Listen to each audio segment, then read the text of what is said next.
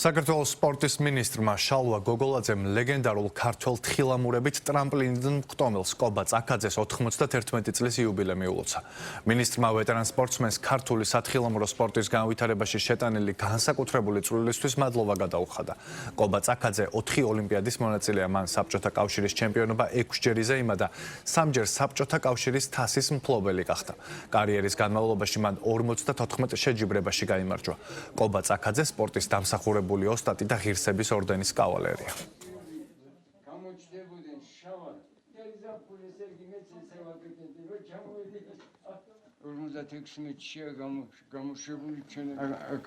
ბატონი კობა არის ადამიანი, რომელმაც თავისი სპორტული შედეგები ქართული სპორტულ ისტორიაში ოქროს ასოებით იქნა შეტანილი და მნიშვნელოვანია ბატონი კობას ქართულ სპორტში ყოფნას, ქართულ საზოგადოებაში ყოფნას და კიდევ ერთხელ მინდა ვუსურვო მას დიდხანს ჯანმრთელად ცხოვრება. იტალიის ოლიმპიურ თამაშებზე საბჭოთა კავშირმა პირველად მიიღო მონაწილეობა და გუნდი უნდა ჩამოეყალიბებინა და გეყვანათ.